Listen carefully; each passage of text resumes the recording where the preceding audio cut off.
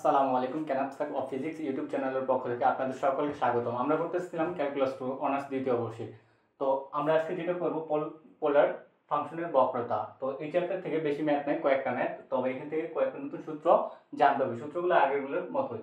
তো দেখো পোলার ফাংশন, এখন দেখো আমরা জানি যে পোলার ফাংশনকে প্রকাশ করা হয় f r f থিটা। সাধারণত আমরা ফাংশনগুলোকে জানি যদি y 3 f of x, এটা একটা কি ফাংশন। তো এই ফাংশন আর এই পোলার ফাংশন এই দুইটা আলাদা। এখানে চলো হলো y আর x, এখানে r থিটা। এখানে দেখো y এর মানটা x এর উপর নির্ভরশীল। আমরা যদি এখানে f of x এর জায়গায় x 1 বসাই, তার মানে y এর মানটা আসবে 1। যদি 2 বসাই, এর মান আসবে 2। তো এইভাবে এই মানটা নির্ভরশীল কার উপর? x এর উপর। এই y ফাংশনটার যে মানটা পাবো আমরা, এটা নির্ভর করতেছে f of x মানে x এর উপর। একইভাবে এখানে যে ফাংশনটা আছে, এই ফাংশনটার ক্ষেত্রে r এর মানটা নির্ভর করবে থিটার উপর। আমরা যদি এটাকে ডিফারেন্সিয়েশন করি, এটা ক্ষেত্রে লিখলাম y1 f prime x, আর এটাকে ডিফারেন্সিয়েশন করলে আসবে আমার r1 f prime থিটা।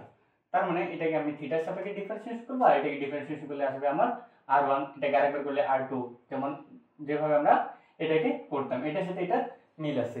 এখন দেখো আমরা যে ফাংশনগুলো বের করি, y f of x ফাংশনটা আমরা বের করি, যদি আমরা এই যে অক্ষগুলো অঙ্কন করে নিই, তো এদিকে দেখো আমি এই যে y বরাবর যাব, আমি এটা গেল y, তারপরে যে x বরাবর গেলে আমি যে বিন্দুটা পাচ্ছি এটা হলো xy ফাংশন।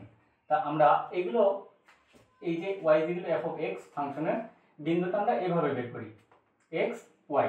দেখো y অক্ষ বরাবর গেছি আর x অক্ষ বরাবর গেলে আমি এই যে বিন্দুটা, এই বিন্দুটা পাচ্ছি। সেম ভাবে যে উপরের ফাংশনে আমরা কিভাবে বের করব, তো দেখো উপরের ফাংশনটা বের করার জন্য যে আমি একটু অক্ষ নিলাম, এটা যদি আমি থিটা বরাবর করি, এটাকে আমি থিটা বরাবর ঘোরাই, আর এখান থেকে যদি আমি r দূরত্বে যাই, এই যে বিন্দুটা পাবো এটা হলো আমার r থিটা বিন্দু। তো এই দুটো জিনিস লাগবে, আমার বিন্দু দুটো লাগবে, আর এই যে ফাংশনটা আমার চিনতে হবে। আর ফাংশনটাকে ডিফারেন্সিয়েট করলে হবে কি হবে, এটা হবে r1 আর এটা হবে f প্রাইম থিটা। যখন আমরা যেমন এভাবে এটাকে করি y1 f প্রাইম x, আর এটা নির্ভর করতেছে x এর উপর, এটা নির্ভর করতেছে থিটার উপর। তো এইটুকু জানলে আমার অঙ্ক সহজে করতে পারবো। তো দেখো এখানে পোলার ফাংশন r f থিটা এবং পোলার ফাংশনের বক্রতার ব্যাসার্ধ ρ এখানে যে r এর মানটা দেওয়া থাকবে এটার পর square plus r1 square whole to the power 3/2। এর আগে যে আমরা করছিলাম ρ f1 square plus f2 square whole to the power 3/2, এটারই মতন জাস্ট এখানে আসবে আর এর জায়গায় শুধু r, যে মানটা দেওয়া থাকবে ডিরেক্ট, তারপর নিচে যা আসলো, নিচের টুকু একটু ভিন্ন, নিচেরটার সাথে এটা মিলে না, তো এটা মুখস্থ করতে হবে আমাদের। সূত্র মুখস্থ না করলে অঙ্ক পারবো না। তারপর দেখো প্যাডাল সমীকরণ, এখন এই প্যাডাল সমীকরণ জায়গায় জ্যা নির্ণয় করতে বলে, যে জ্যা যদি নির্ণয় করতে বলে সেম ভাবে আমরা করতে পারবো। এই যে বলে যে সমীকরণ বা যে বক্রতার ব্যাসার্ধ নির্ণয় করো, তখন আমার এই যে সমীকরণটা ডিরেক্ট আমি প্রয়োগ করব। তো জ্যা বলুক আর প্যাডাল সমীকরণ বলুক, যদি জ্যা সমীকরণ নির্ণয় করতে বলে তাহলে এটা দিয়ে করব, আর যদি জ্যা বক্রতার ব্যাসার্ধ নির্ণয় করতে বলে তাহলে এই সমীকরণ দিয়ে করব। প্যাডাল বলুক অথবা জ্যা বলুক, এই দুটো আমার একই জিনিস। সমীকরণ বললে এটা, আর বক্রতার ব্যাসার্ধ বললে এটা। তারপর থেকে এরকম একটা ম্যাথ আসছে যে থিটা 0 বিন্দুতে r এত রেখার বক্রতার ব্যাসার্ধ নির্ণয় করো। এখন দেখো বক্রতার ব্যাসার্ধ নির্ণয় করো, এখানে বলেছি, এখানে প্যাডালও বলে নাই, জ্যাও বলে নাই। জ্যার সমীকরণ বললে আমার এই যে সূত্র আসতো এটা, আর প্যাডাল বললে এটা আসতো, কিন্তু এখানে প্যাডাল যেহেতু বলে নাই, তার মানে আমার এই সূত্রটা আসবে এখানে। তো দেখো এখানে আমার ডিরেক্ট r এর মান দেয়া আছে,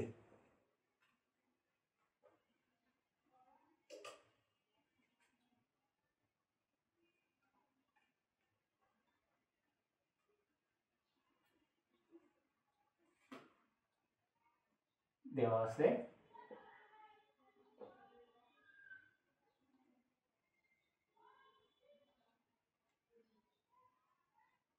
r theta plus sine theta. তো দেখো আমরা যে সূত্রটা দেখলাম, rho r plus r1 square whole power 3/2 r square plus 2r1 square minus r into r2। তো দেখো আমার যে মানগুলো লাগবে, r এর মান লাগবে, তো r এর মান আমি পাইছি, তারপর মান লাগবে r1। তো তো r1 এর মান বের করতে গেলে এটাকে আমাকে থিটার সাপেক্ষে অন্তরীকরণ করতে হবে। তো এটা চাইলে আমি 1 নং দিতে পারি, 1 নংকে থিটার সাপেক্ষে অন্তরীকরণ করে পাই।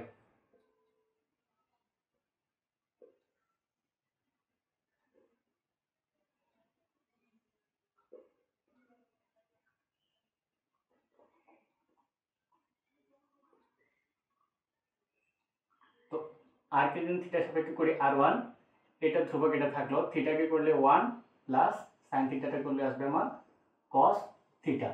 দেখো d d theta into theta, এটার মান আসবে 1, যেভাবে আসে আমাদের dd x, যে x কে করলে 1 আসে, এটা সূত্র dd x nx। তাই n - 1 0, এখানে x এর উপর পাওয়ার আসবে 0, x টু দি পাওয়ার 0 মানে 1, এখানেও সেম ভাবে ওই মানটাই আসবে। তারপর দেখো এটাকে চাইলে 2 নং দিতে পারি, অথবা এটা আমরা এইভাবে লিখতে পারি যে r1 কে পুনরায় থিটার সাপেক্ষে অন্তরীকরণ করি, থিটার সাপেক্ষে অন্তরীকরণ করে পাই, তার মানে r2 আসবে। তো a তো থাকবে বাইরে, 1 কে করলে 0, cos কে করলে sin theta, cos theta differentiation minus sin theta, তার মানে a sin থিটা। এখন এখানে যে মানগুলো পাইছি এটা আমরা এই যে বিন্দুটা সেই বিন্দুটা বসাই দেব, থিটা ইজ ইকুয়াল টু 0 বিন্দুতে। তো থিটা ইজ ইকুয়াল টু 0 বিন্দুতে যদি r এর মানটা বের করি আমি, তো দেখো r যে দেয়া ছিল, a থাকলে এর জায়গায় থিটার জায়গায় 0 প্লাস sin 0, sin 0 ডিগ্রি মান 0, তার মানে টোটাল আসবে আমার 0। তারপর যদি r1 এর মানটা বের করি, দেখো r1 a 1 plus cos 0, cos 0 এর মান 1, 1 আর 1 যোগ করলে 2, তার মানে a 1 plus 1 is equal two 2a, 1 আর 1 2, এর সাথে গুণ করলে 2a। তারপর r2, দেখো r2 a sin 0, তার মানে টোটালটাই 0, sin 0 ডিগ্রি মান 0, 0 এর সাথে গুণ হলে এটার মান আসবে 0। তারপর কি জানি, আমরা জানি, এখন সমীকরণের মানটা বসে দিলে আমার চলে আসবে যে আমরা জানি বক্রতার ব্যাসার্ধ, বাংলা কথাটা লিখবা যে আমরা জানি বক্রতার ব্যাসার্ধ rho is equal to r plus r1 whole to the power 3/2 divided by r square plus 2r1 minus r into r2। যে এই সমীকরণটা জানি, এই সমীকরণ না জানলে দেখো মান বের করার পর আমি কী করবো কিছুই বুঝতে পারবো না। তো সমীকরণে যদি মান বসাই, দেখো r এর মান পাইছি আমি 0 প্লাস r1 এর মান পাইছি 2a স্কোয়ার, এরপর আসছে আবার whole to the power 3/2, r এর মান পাইছি 0 স্কোয়ার প্লাস 2, r1 এর মান পাইছি 2a স্কোয়ার মাইনাস, দেখো এখানে r2 আর r এই দুইটা মানই 0, 0 গুণন 0, তো উপরে 0 পরে এটা স্কোয়ার করলে ওইটা থাকবে 2a স্কোয়ার, এরপর আবার পাওয়ার আসছে হোল টু দি পাওয়ার 3/2, নিচে আসবে 2 4a স্কোয়ার। এখন দেখো এখানে পাওয়ারের পরে কি হয়, গুণ হয়, তার মানে উপরে পাওয়ারটা 2 ইন্টু 3/2, এই পাওয়ারটা এভাবে গুণ হবে, তার মানে 2 2 ক্যান্সেল হয়ে যায়, তার মানে এখানে শুধু থাকে 3, তার মানে 2a হোল পাওয়ার 3, এখানে 8a স্কোয়ার। এখানে দেখো 2 পর কিউব করলে আসবে 8a cube by 8a square, তার মানে 8 ক্যান্সেল, উপরে 3টাই আছে নিচে 2টা, তার মানে উপরে শুধু a থাকবে একটা, তার মানে a উত্তর। তার মানে বক্রতার ব্যাসার্ধ আসলো আমার a। এখন দেখো আমরা জানি যে বক্রতার ব্যাসার্ধ কখনো ঋণাত্মক হয় না, এখানে আসছে আমার a, এর মান আমার জানা নেই, এর মানটা ধনাত্মক হতে পারে আবার ঋণাত্মকও হতে পারে, এই জন্য আমরা যে সূত্রটা লিখছি যে আমরা জানি বক্রতার ব্যাসার্ধ রো ইজ ইকুয়াল টু, এখানে একটা পরম মান দিব, এই যে যতগুলো লাইন ক্যালকুলেশন করছি সব জায়গায় একটা করে পরম মান দিয়ে আসবো, তার মানে এটার পর যদি পরম মান এখানে থাকে, এটা দ্বারা বোঝাচ্ছি এর মান যদি ধনাত্মক হোক বা ঋণাত্মক হোক, এই পরম মান থাকার কারণে এটা মানটা হয়ে যাবে ধনাত্মক। তো তো এই জন্য আমরা এখানে একটা পরম মান দিব। যদি এখানে আমার এ না আসে, একটা মান আসতো, সাপোজ এখানে এটার মান এর আসছে, তখন আমার পরম মান ইউজ করার দরকার নেই, বা এখান থেকে দেওয়ারও দরকার নেই। ডিরেক্ট আমরা সূত্র লিখবো rho is equal to something, তারপর মানগুলো বসে দিয়ে ক্যালকুলেশন করে আনসার দিয়ে দিব। যদি এভাবে শেষে আমাদের একটা ধ্রুবক চলে আসে, ধ্রুবকের মানটা এটা দেখো পরিবর্তনশীল, এটা আমার -1 থেকে শুরু করে বা -ইনফিনিটি থেকে শুরু করে +ইনফিনিটি যে কোনো হতে পারে, এটা আমরা কেউ জানি না। এখন এটা মানটা যদি মাইনাস হয়ে যায়, তখন এটা বক্রতার ব্যাসার্ধ আসবে ঋণাত্মক। এখন আমরা জানি কি ব্যাসার্ধ কখনো ঋণাত্মক হয় না। তো আজকে এই পর্যন্ত, দেখা হবে নতুন কোনো ভিডিওতে।